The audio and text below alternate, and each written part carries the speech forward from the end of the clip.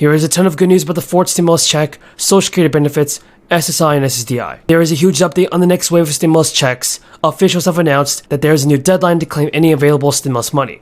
And if you meet these eligibility requirements, you can actually receive a check up to $800. So there are several stimulus bills that have been proposed in Congress, and if you are a resident of Colorado, the good news is that there is an extra financial boost that may be on the horizon.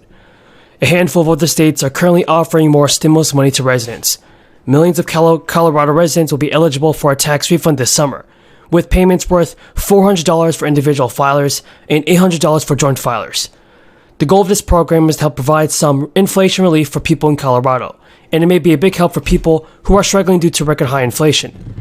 And about 3 million Colorado residents will be eligible to receive this tax rebate.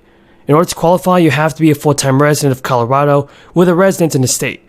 You must also live in Colorado for at least half of the year.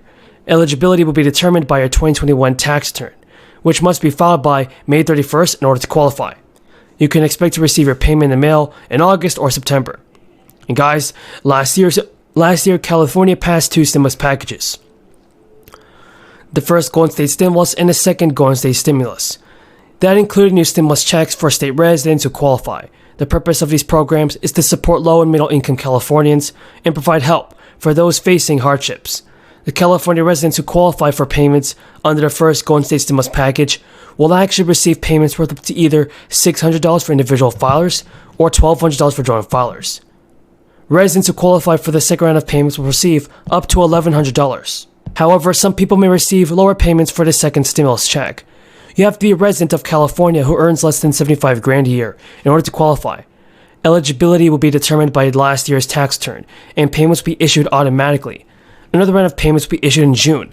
The state of Delaware will also be issuing a tax rebate to residents who qualify. The goal of this one-time direct payment is to help residents cover the rising costs of gas, groceries, and other essentials, the prices of which have skyrocketed in recent months due to inflation. Delaware residents who qualify will receive up to $600, $300 per individual filer, or $600 for joint filers.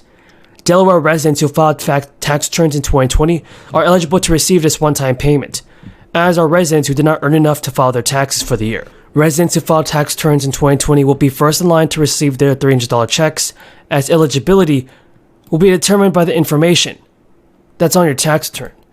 Checks will be issued to Delaware residents whose tax information is on file starting this month, and 2 more rounds of payments will be followed.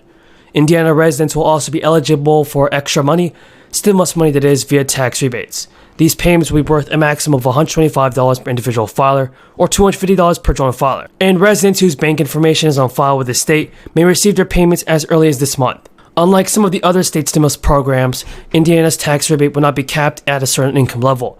Any person who filed tax in the state of Indiana before January 3rd or this year will be eligible for the one-time payment. Indiana is going to be using information from your 2021 tax return to determine eligibility, everybody. I just think there's a bifurcation in the consumer. Obviously the low end's getting hurt more by rising oil. You're seeing some signs that housing's rolling over. Clearly the economic data have peaked and rolled over from the highs. I think that's obvious. I think you're seeing a number of companies, even last week and the week before, Walmart, Target, talking about expenses and costs.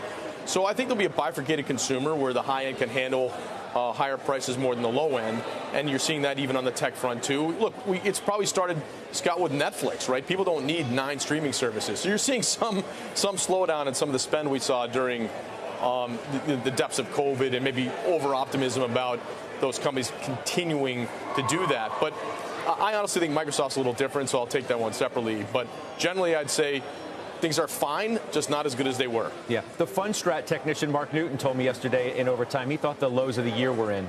You buy that? You believe that? I think it's possible. I mean, technical guys are always better than I am at 2-week trading calls, so I'll defer to the experts. But I look out and I think corporate earnings probably grow 6% this year.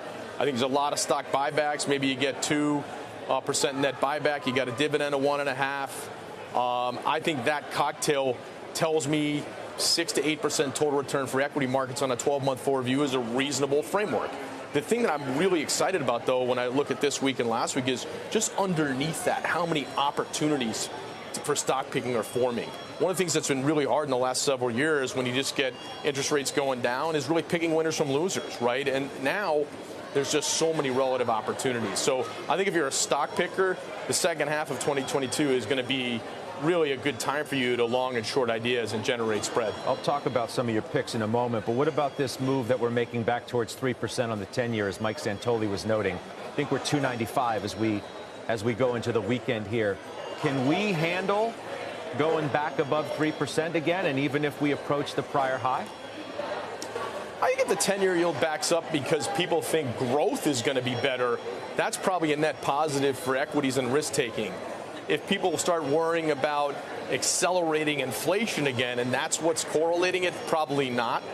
But to me, while inflation will probably be higher in the second half this year and the first half of next year versus any kind of recent history, I think inflation has probably peaked.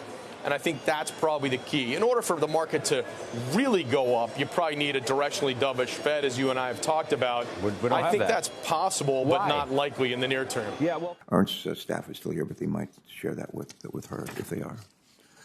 And another question that I would have is while EPA was working on the mercury and air toxics rules, or we call the MATS rule, I seem to remember some of my colleagues holding up a poster talking about a train wreck. And it's a train wreck that would happen if EPA were ever to finalize that rule.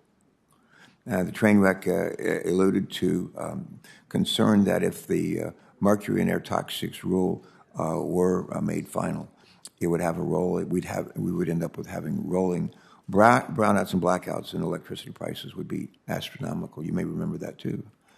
My question about blackouts or brownouts didn't happen due to the mercury and air toxics rule. Is that correct? Didn't happen. Didn't happen. Yeah. Didn't every utility in the country meet the standards on time and under budget, and energy prices went down, not up? Yes. I thought so. And aren't the same utility groups that fought you then endorsing you today? Yes. How did that happen? Well, one of the things that we did when we were putting the mercury and air toxic standards together is consult extensively with the utilities, with the states, with the utility regulators, and with the independent system operators.